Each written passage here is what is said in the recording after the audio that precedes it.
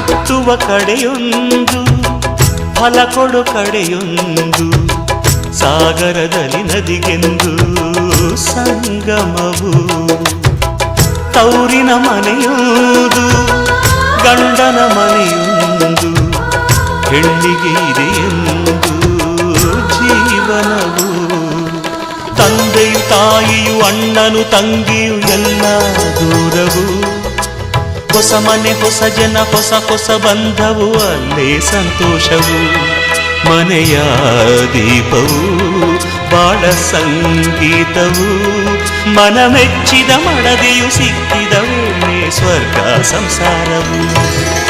ಕನ್ನಡ ನಾಡಿನ ಜೀವನದಿ ಈ ಕಾವೇರಿ ಜೀವನದಿ ಈ ಕಾವೇರಿ